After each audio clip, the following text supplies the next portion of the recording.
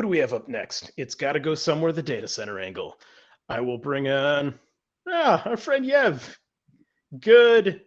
I'm going to go with morning because 11 in Central has to be still even morning on the East Coast. How goes? Froze. Perfect. We will add Jamie and Jennifer and Dean. Good morning. Hi, everyone. Hey there. Good morning. Yev, can you hear us? Can you say something? Can you do a little dance? Anything to let us? Maybe.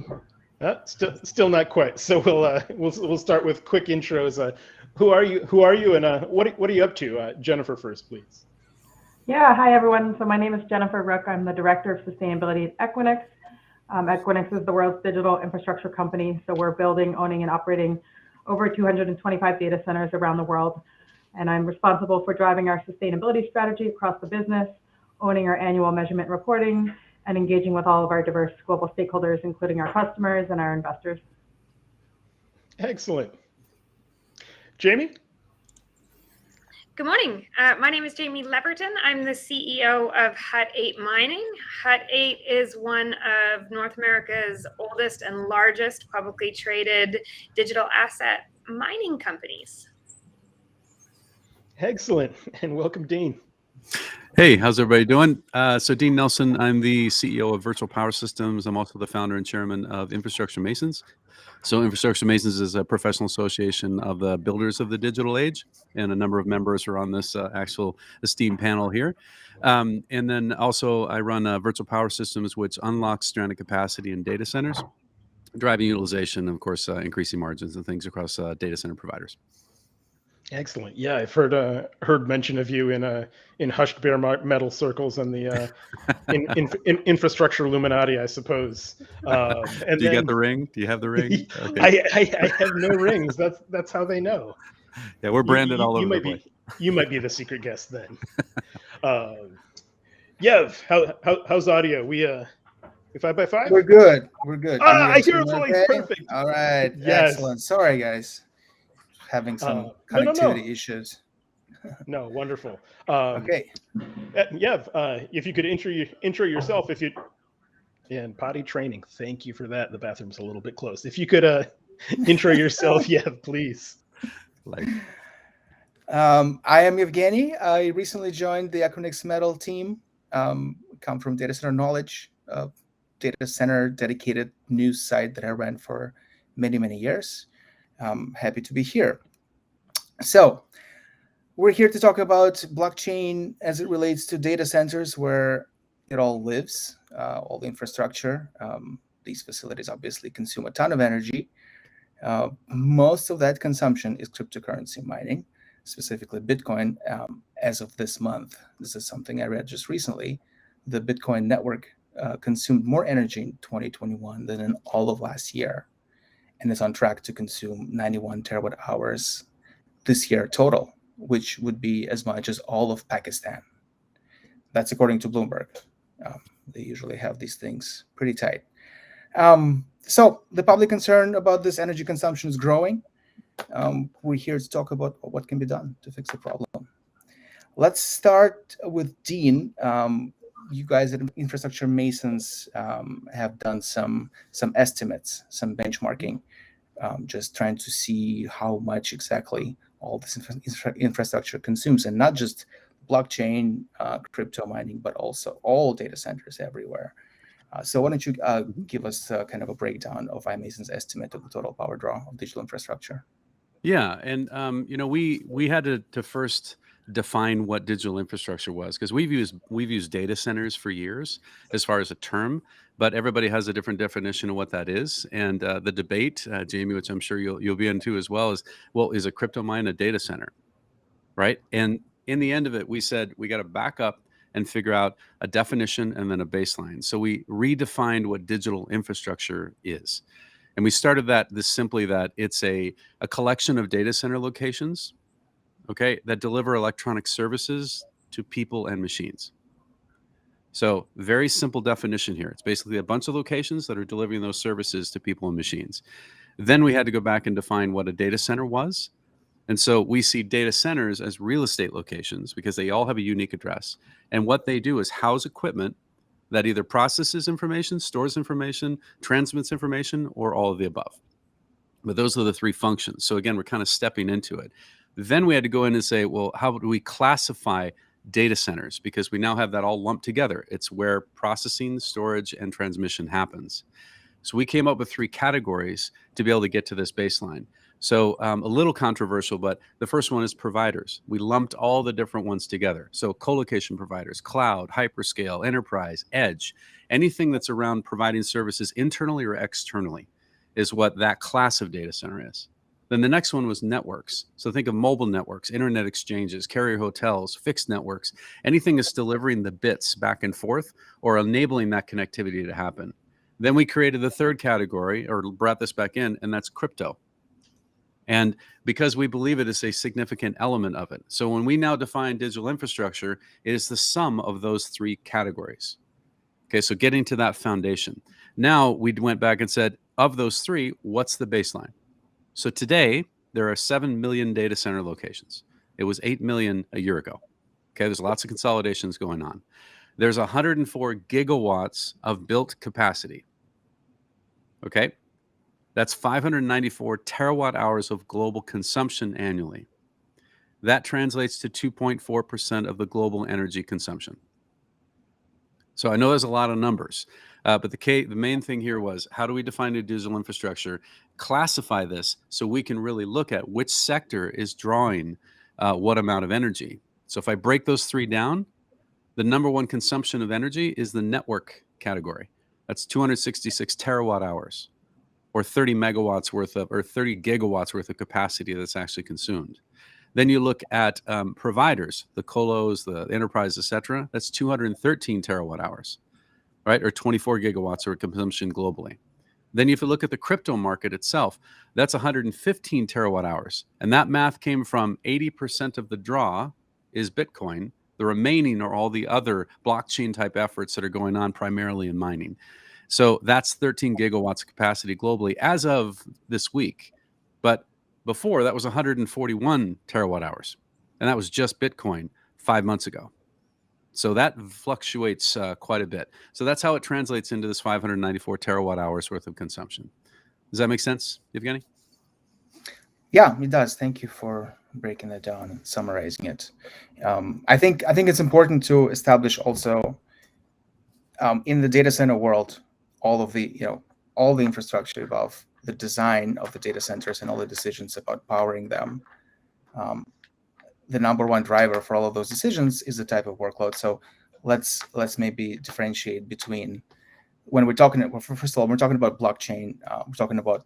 When we're talking just about crypto, there is the mining part, and then there is the maintenance of the blockchain, just running a blockchain network. That in itself is a workload that's consuming compute. And then there are traditional data center workloads, which is the thing that we're doing right now, Restream. That's all of this runs somewhere in the data center. Anything that's not basically any computing that's done not to mine cryptocurrency or maintain blockchain. So I want to talk about the design. So the way I look at these things, especially energy consumption, there's the design part, which is where you can optimize your infrastructure to be as efficient as possible, so you're not wasting any energy on powering things that don't do any useful work. In the traditional data center world, that's sometimes necessary, not sometimes, all the time, because of redundancy. And then so another part of it is energy that goes into the facility. And so the big concern in the crypto world right now is the energy that goes into the facility. Is this, if everybody is trying to reduce their carbon emissions, why do we have this this entire new industry that's just turning coal energy into money? Anyway, so this is a question for Jaime. I want to start with the design part. I looked at your guys' design, and it's really, really cool, really interesting. Something you'd never see in the data center world. There's Definitely not. there are some weird experiments that have been done before, and they've been basically set aside. So why don't you describe Hut 8's design in Alberta, in Canada, with this where your facilities are, and how it came together, and how did the designers take? Well, I'm curious also, that's the third part of the question, whether the designers took any traditional data center design ideas there. Well, I wasn't there when the initial sites were built out, so I can't speak to what was going through the designers' heads when they built the sites. But my background is the traditional data center background. So when I came and took over the helm here at Hut 8 and had the opportunity to visit the sites, they are not constructed in a way that a traditional data center is. And really, the key driver behind digital asset mining is power. It's our number one operating cost, and we want to be located as close to the power source as possible. And we want that to be the most cost-effective, stable power source available. So I'll take our site in the city of Medicine Hat, Alberta, as an example. We have 67 megawatts actively mining in that site. And we run that site at absolute maximum load for the most amount of time possible. Our design point is really to maximize the efficiency of all of our mining equipment. So we've got on-site staff that run the sites 24/7. We've got an on-site tech shop that does repair and maintenance of the equipment on-site, so that we can, if we have any technical issues with the compute, we can get it back online as quickly as possible and keep that load running as high as possible, as stable as possible. But the most unique part about the design from a site perspective is we've actually built the data centers in a container style. So each container has about 1.2 megawatts of power being delivered to it. And then the containers themselves have a louvered side, so that they take advantage of free air cooling. So the province of Alberta is a great province from a climate perspective. It's cold, it's windy, it's flat. There's a lot of available land, a lot of available energy. And we are able to take advantage of free air cooling for all of the compute located at that site. So completely different from how you would build out a traditional data center that would have cooling equipment, it would have redundancy, it would have, bricks and mortar and a completely different type of security protocols than what we see in a mining operation that utilizes these types of container systems. And one of the reasons that these container-based systems are so popular is that ultimately they're transportable. So if we wanted to move to a different energy source over time, we could actually pick up these containers and move them to a different site, which is critical in a race for low-cost, stable power. Mm-hmm. So, and Dean, I'm curious. So, because in the mining space, every penny counts. The more efficient your infrastructure is, the more money you make. Basically, it's very simple. There is no other consideration. Have you seen? I know you've done some work or explored some designs of blockchain infrastructure operators. Have you seen some ideas there about efficiency that you see that maybe you haven't seen, or people in kind of the traditional infrastructure masons world maybe haven't seen and could use? Yeah, this how would I say this? There's a lot to learn from both sides, and I think this is what's really cool. And what I love about Jaime's story is she came from the data center specific industry and went back into all of the crypto mining, right, at scale. And so I'm sure all the lessons you've learned, Jaime, and that kind of thing have been applied. And here's the difference between what I see in the mining aspect and the data center side. Crypto miners have figured out utilization, period, right? They are between 95 to 98% utilization constantly. Okay, they're a tier 0 application, right? Tier 0 site. In other words, it can go down at any point for any reason, and it will just reestablish when it comes back up. So it's the ideal workload for I don't need redundancy. I don't need to put in UPSs and generators and air conditioners and all the other things. I can really, really minimize that down to say, I've got a compute box that uses outside air that needs power to it. So I think that from a utilization standpoint, that's something that the data center industry can learn quite a bit about. We have tons and tons of resiliency built into the physical infrastructure, right? But at the cost of utilization and the efficiency side. So it's more costly, right? I mean, think about it this way. To roll out one of these blocks, it's about, at Bitcoin, it's $250,000 a megawatt, okay? $250,000 a megawatt, and less in other places. When you think about data centers, some of the best is between 3 and 8 million a megawatt, right? So tons of redundancy and all the other aspects of it. So I think that there's, again, a way that this might be controversial, but I believe we baby infrastructure in digital in the data center world. It doesn't matter how the hardware itself. Think about the harsh conditions of outside air, right, being used, corrosion, everything else. But the mining machines are designed to handle it. Hardware inside of data centers are designed to handle it. We just baby them a lot. So there's a lot more that we could do and learn on that side, right, to drive these things. But on the other side is that the data center industry has really figured out how to deal with renewable energy and supply and those parts of things. So think about all the commitments and the money that's going back in. So the carbon footprint overall in data centers specifically is going down significantly. And huge investments from the hyperscalers, the colo companies, and others on sourcing energy, right? Building out new renewables and aligning this back in with their infrastructure. On the crypto side, because of cost, there's a lot of trade-offs that have been made.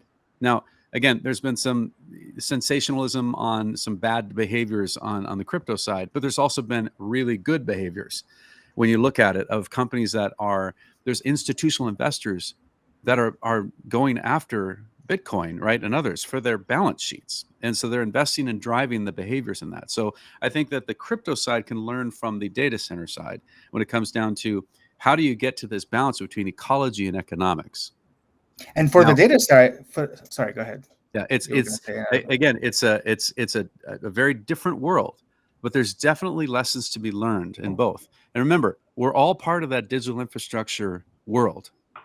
We're all in that community. And so the rest of the world doesn't look at this as crypto mining and data centers, like digital infrastructure is consuming all this energy, right? And quote unquote, you're killing the planet. Instead of what we're doing here is enabling all GDPs around the world to grow, everybody to have opportunities because digital infrastructure serves the world. Without it, we couldn't operate. We are driving everything we can to go back and be as socially responsible as possible. And so again, we got to really look at both of these and how we approach it. And I think we've seen huge improvements in the crypto mining space as we see more and more public companies coming to market and really driving a focus on renewables as we partner more closely with power companies. I mean, crypto miners offer a stable source of offtake power, but we can power down when the peaks happen and the local grid needs the power back. So there's a very incredible opportunity for symbiotic relationships that bring more stability to the grid and ultimately allow for more investment into renewable power sources. And Jaime, I want to go back to that in a couple of minutes. I do want to talk about something that Dean mentioned about the traditional data center industry kind of now fully embracing and fully on board with switching to renewable energy and actually trying to. This was a process, right? It didn't happen very quickly, and it's happening right now. Kind of on the largest data center providers are now kind of fully on board with this and trying to switch to renewable energy. But what did it take? It took I think it took about almost a decade. It took a combination of environmentalists calling attention to the issue. Now institutional investors finally got more concerned with climate, and ultimately demand from hyperscalers for data center space, their largest, most important customers. So it took all of those things for kind of the largest providers to say, okay, this is something we really need to invest in. And Jennifer is kind of at the helm of one of these largest data center providers. So you have an interesting perspective here. Can you tell us what Equinix has done as the world's largest data center operator in the effort to reduce its facilities' impact on the environment, and and the drivers behind those decisions? Yeah, I mean, I think you're right, Yevgeny. It's taken nearly a decade to really pivot the entire industry toward clean and renewable energy, and that started a few years back with customers really coming to Equinix and our peers saying that the source of power is really important for them to reach their own climate change goals or their own renewable energy goals. So I think early days, it was the NGOs like your Greenpeaces, our customers, our forward-leading customers, asking for more transparency and disclosure around energy sources, and then subsequently asking for the power to be renewable and to be able to make claims against that. And then now you see a ton of interest on the investor side, especially out of Europe, wanting to ensure that our data centers are being built and operated sustainably, are aligning to different types of evolving green criteria. The EU continues to put out new guidelines and regulations in line with its own kind of continental goals. So renewable energy, I think, is here to stay, and it's great because data centers use electricity as our primary source of energy. So not having to deal with other types of things like gas, we have a clear path to decarbonization. And so scaling renewables, especially for a company like Equinix in 26 countries, that's going to have a significant impact on the electricity grids around the world as Equinix and the hyperscalers get there and continue to build out our strategies. Mm-hmm. And Equinix has been doing some interesting stuff on the financing side of things. Can you talk about those, the green bonds? Yeah, so in addition to the 100% renewable goal that we set in 2015, and then I'm happy to talk more about the types of purchasing that we make, we've also kind of stuck a kind of stick in the ground or whatnot. We've developed a green finance framework and brought that to the market to attract our investors toward sustainable building sustainable data centers. So ultimately, we were able to issue $3.7 billion in green bonds last year to showcase the work we're doing on driving PUE down, increasing renewable energy at scale, improving efficiency.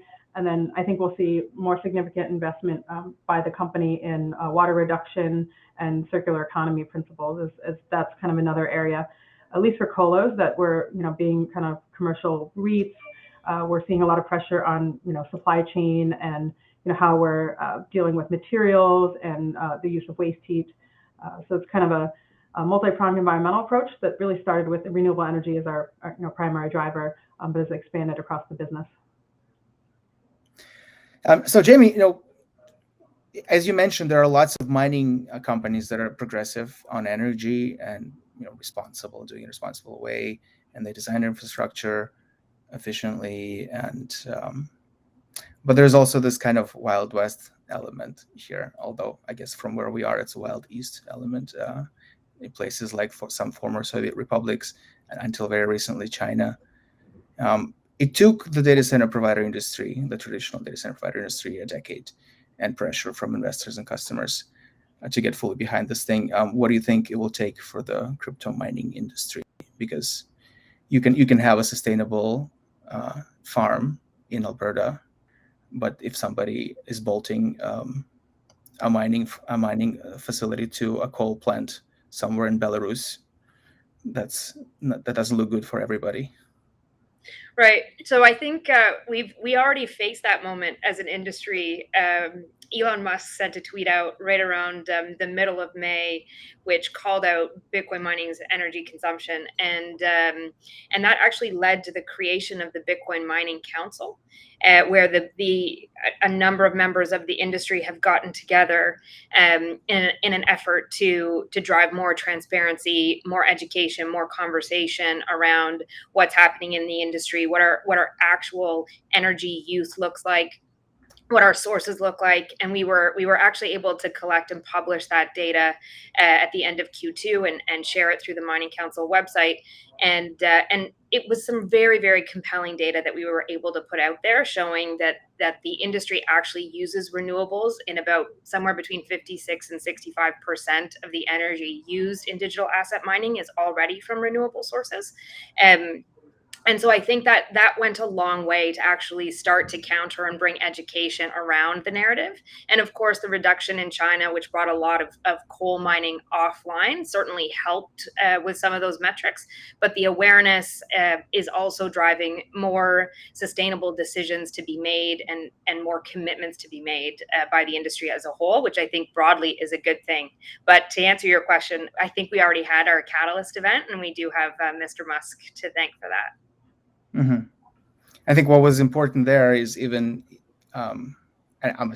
this is a big assumption maybe on my part, but even for those operators that maybe don't care so much about climate when someone who does care about it, like Elon Musk, makes a statement like that, the value of the currency goes down. And so that, I think, sends a very loud and clear message. Hopefully that'll stick. The message was well received, and I think it's been broadly good for the industry as a whole.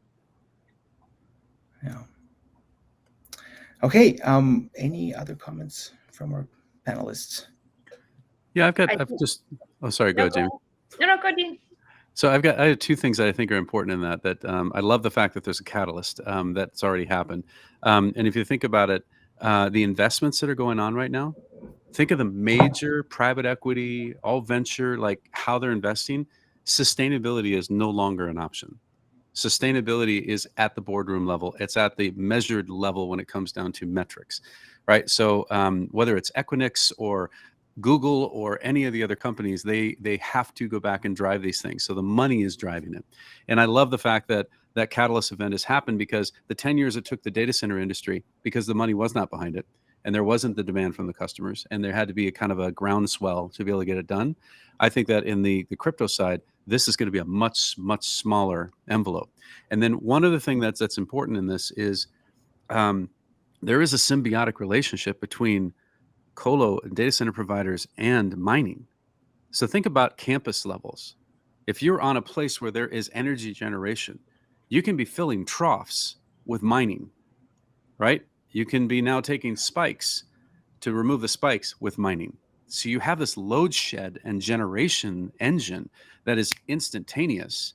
So suddenly you can get to really, really high efficiencies on campuses when you start to blend these together. So I think there's a hybrid approach that's going to emerge out of this. And really everything comes down to how do you drive the most efficiency possible, right? And just a little plug from a VPS standpoint, our whole thing is to go back and say, can we unlock that? And there's ways to unlock that in Bitcoin to get to 100% utilization all the time. There's a way to unlock that in the colo to enable that capacity to be used. So I think there's just great opportunities for efficiency and sustainability in the future as we start to work together. Yeah, Dean and I are fully drinking the same Kool-Aid. Excellent. Okay, and this is all we have. Thank you guys so much. Thank you, Jennifer, Jamie, and Dean. Thank you for your time. Our pleasure. Folks, enjoy the rest of the event. Thanks for having us. Thank you so much. Bye. Hi. Well, thanks so much for that. That was incredible. You saw me like trying to arrange my my camera, but there's no questions quite yet from the audience, but I actually do. Oh, actually, there is. Samuel I see a couple of them, yeah.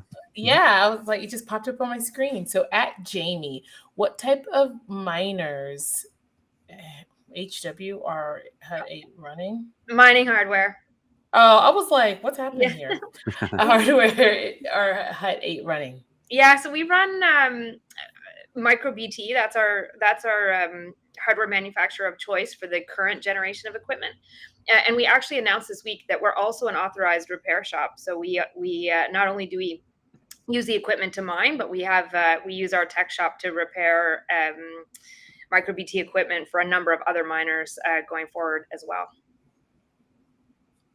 Awesome. Mm-hmm. And I see another question from Samuel on the hash rate drop after the crackdown in China. And yeah, the global hash rate dropped by about 50%. It was a very massive drop and subsequent difficulty adjustments. So really what that meant for those of us that were actively mining at that time was almost a doubling of our output overnight with no incremental operating costs. So yes, definitely a big bonus for those of us that were miners at scale at that time. You know, one other thing that came out of that, just another insight is, I talk to a lot of colo providers in my role, and it's interesting. They're getting, hey, can you land 400 megawatts of capacity right at 3 cents a kilowatt hour in a month? Like, those are not, wild requests. I've got all this stuff coming out of China. I need to go land it. And so when you think about it, all that influx is coming into the US, into Europe, right?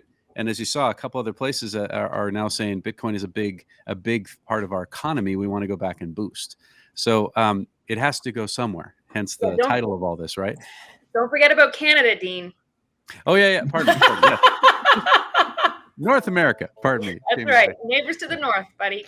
Mea culpa, mea culpa, mea culpa.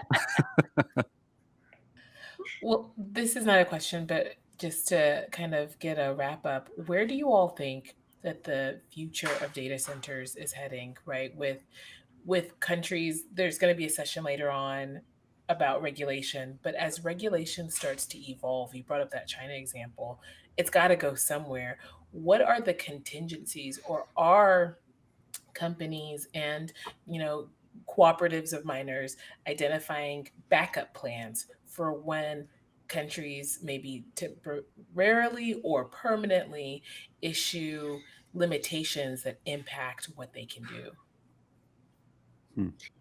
Yeah, so from a mining industry perspective, I think that's why you see more geographic diversification from scale miners. So looking at not just having one geography, one particular site, so that you're limiting that exposure, but also really focusing on making sure that you're working in jurisdictions where you understand the geopolitical environment and kind of the viewpoints in any jurisdiction around digital assets and crypto in general. Yeah, and I would say the digital infrastructure kind of industry at large needs to, we're trying to learn how to tell a better story about the value we bring. As I think Yevgeniy said at the beginning, nothing, or maybe Dean, would exist today without these infrastructure services and these buildings that we're ultimately building and running. So we're trying to kind of get closer to the policymakers and the legislatures to kind of showcase the value we bring, and how we can really play a positive role in the grid as it transforms to a clean energy economy. Like as Jaime mentioned, and Equinix too, we're thinking about how do we, become grid positive? How do we have a net positive impact on the future grid? So whether that's peak load shaving or contributing to the green hydrogen economy that's very nascent at this time, these are all considerations Equinix is, we're thinking about and trying to find a way to plug into that conversation.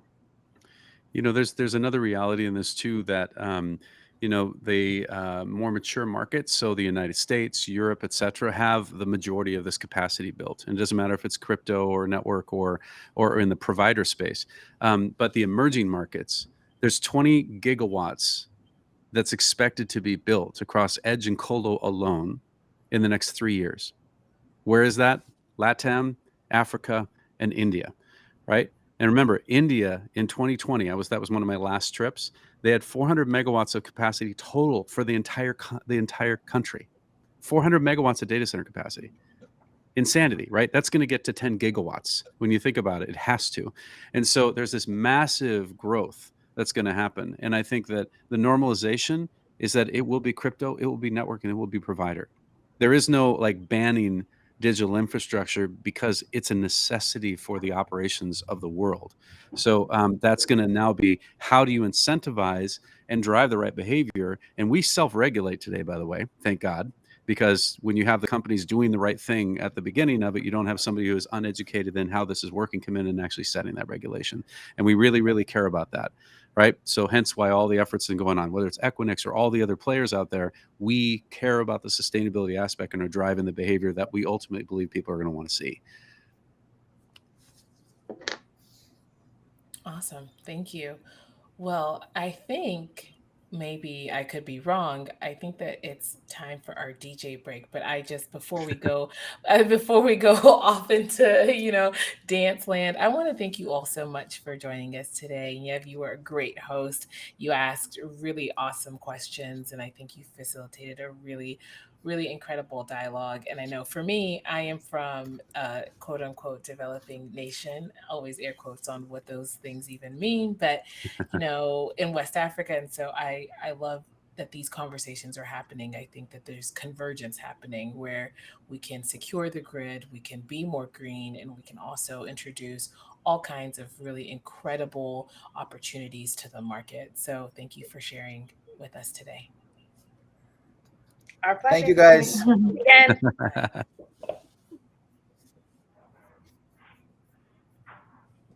Bye.